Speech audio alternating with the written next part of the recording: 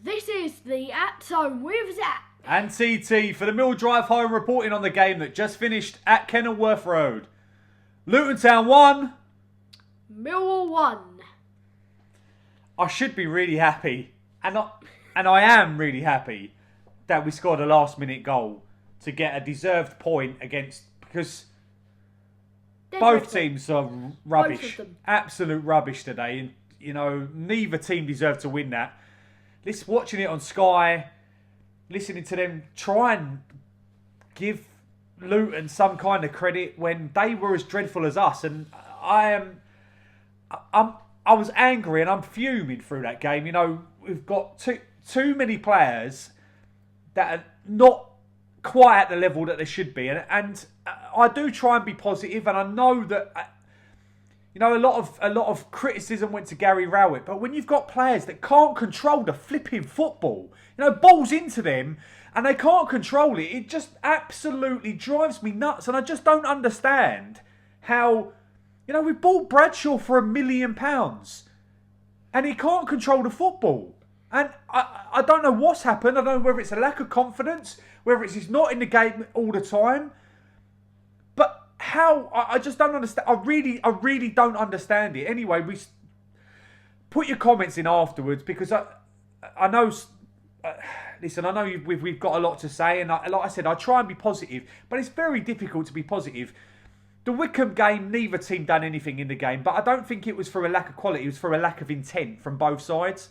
Whereas today, it just looked like neither team could do anything with the football at their feet. We started with 3-4-1-2 formation with, I'll start from the front two, Budvarsson and Bradshaw, with Wallace in behind them, a kind of a midfield four of Scott Malone on the left, Marlon Romeo on the right, with Thompson and Woods in the middle, and a back three of Pearce, Hutchinson and Evans, with Bartosz in goal. Very weird formation today, let's just say that.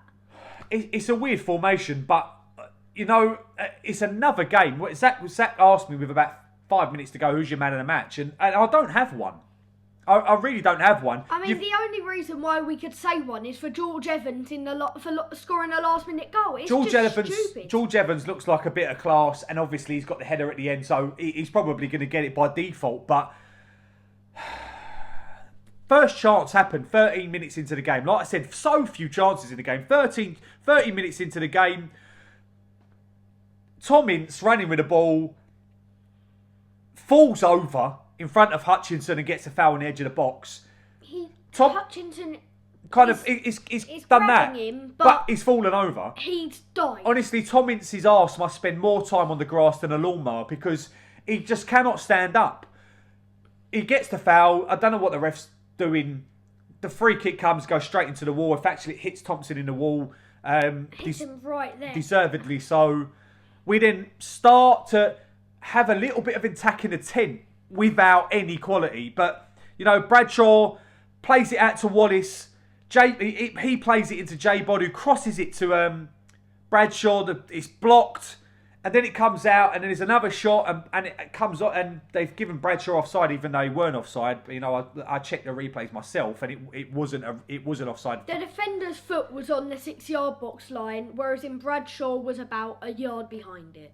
And then a minute after that, great pressing by Jed, who, let's make no doubt about it, no Mill player played well, but Jed ran his nuts off again. Blocks the ball falls to Bradshaw in the middle of he's got nobody near him. It was bad enough his first touch, which took him closer to a defender. He takes the worst second touch. But the second touch, in the whole entire time I've watched football, it was, I just don't understand it. We don't spend much money. It's £1 million player. The first touch took him wider than he needed to. He was right in front, right in the middle of the goal. Takes him wide. Messi touches. The second... Forget about Messi. Take flipping anybody in the Championship touches. Yeah. You don't have to be world class. You have to be Championship class. Just take little touches. And the second touch into the goalkeeper. And you just think... From then, 28 minutes, Hutchinson tries to jump for the ball and it goes over his head. It was a good control actually on the chest by the Luton player, who then controls it, swivels it. It's a bit of a rubbish shot to be fair, but Bart saves it. Then Jed does really well, gets into the box. Falls to Bradshaw again. He plays it out to Tomo on the edge of the box, and Tomo slips. It was a slow ball. Slips, knocks it wide. The same thing happens again. Falls to Tomo on the edge of the box, and he kind of dribbles it past the near post. Tomo has not been good enough in recent games. His control. He's wearing Ugg slippers with no grip. What he's good at is getting into good positions. But when he's in good positions, too many times he's not producing. And that's, it could be said about too many of our players. And I don't mind whether we win or lose a lot of the time. I don't mind if it's a 0-0 draw against Wickham. I wasn't as angry as I was today because the quality that we showed is not good enough, and that needs to change. I put a message out. Of course, we've got injuries, but and Smith can't start. But Smith proved exactly why he's in the team in that second half. Ince then has a shot on the corner of the box that's well saved by Bart. Is what he done really well in the game. It's half time. Virtually very little's happened in the first half. Even less happens in the second half, even though there's 2 goals. Ince has a shot that's tipped. No, sorry, that was at the start of the second half. Ince had a shot that was tipped over by Bart. Then the goal that Luton scored. Oh my God. Tomo doesn't press on the edge of the box. The ball comes in. It gets to be fair, Adebayo does. His first touch is brilliant. Brings it down. His second touch is woeful. It goes under Romeo, and then I don't know how Bart is wrong-footed, but he's hit it at about 4 miles an hour. I don't know how it cannot be saved. It goes in, and maybe Luton deserved to be up at that stage because of their work rate. They certainly didn't deserve it because of their quality, because, like I said, neither team had the quality. Then Tomo and Bradshaw comes off. Needed to happen. I tweeted at half-time that I'd have taken Bradshaw and Budvarsson on. I wouldn't even have put anybody on it. We would have made no difference. Smith and Bennett come on. And to be fair, Smith puts himself about. He's hard to defend against. For me, Bradshaw's easy to defend against. You stand 3 foot off of him. His touch's going to come to you. You don't have to do much.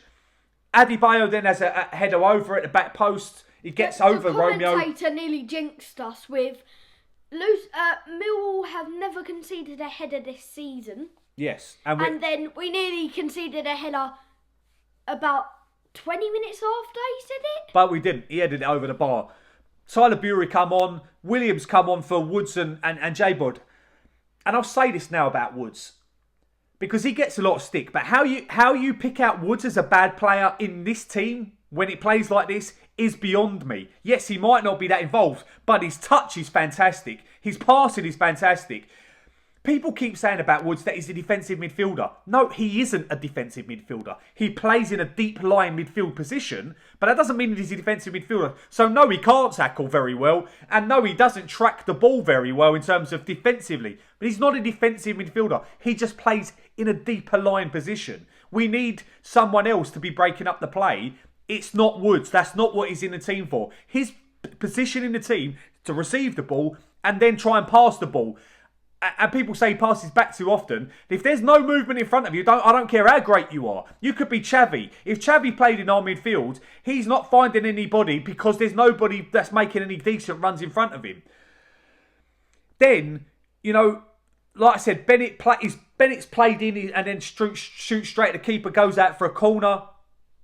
Wallace then gets a free kick on the edge of the box. To be fair, he hits it well, hits it goalkeeper side. Goalkeeper doesn't move, doesn't try and cheat the other side of the wall. Saved by the goalkeeper. Stoke, I'm thinking of Nathan Jones. Luton then, sat back far too, they basically done a Mill one to Neil Harris. Sat deeper and deeper, trying to waste time, trying to keep it in the corner 84, 85 minutes. Quite rightly get 6 minutes of injury time. And then the only really bit of quality in the entire game from us, a short throw in from Marlon, played into, it gets into Williams. Williams takes a little touch inside, plays a right-footed ball over to the back post. Smith absolutely creams out the 2 defenders, which is what Smith does brilliantly. He nods it up to George Evans, who comes in at the back post, heads it across the goalkeeper to make it 1-1. They were two goals that were so scruffy, if you think about it. It's 1-1. And I didn't enjoy it.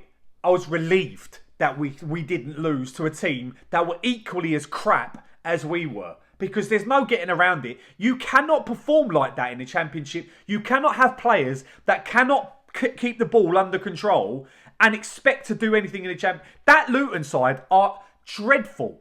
They're shot to bits. I think it's 1 win in 9. 1 goal in about 11. 12 now. No, it's not 1 goal in 12. 5, what's it called? They had 5, the last 2 games, they've lost 2-0 and 3-0. And then they come in, but they worked hard. And it happens with us. 2 teams that are working hard. Neither team deserved to win it. A correct decision in terms of, a correct result in terms of both teams getting 1 point. I'm glad the game's done because as you can tell, I don't normally get this animated, but I'm really, really frustrated about how poor we were today in terms of just general football and keeping hold of the ball. You've got to do better. People, I've said about George Alexander, and I don't know whether he's up to this level, but he can't be flipping worse than what we've got there now. He can't be.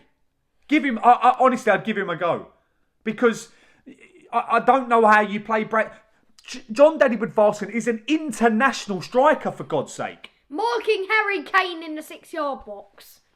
Anyway. And he's woeful in the air. I'm not going to go any further because I'm getting too annoyed. We'll leave it there. We go again on Saturday and I can't even remember. It is absolutely flown from my head. But we need to be better than that. There's no getting around it. I'm sure we're at home, but I can't remember. Please, put your comments in below. If you like the video, you probably won't because I'm too angry. But if you like the video, put a like on it. One way to finish it. No one likes us. We don't care.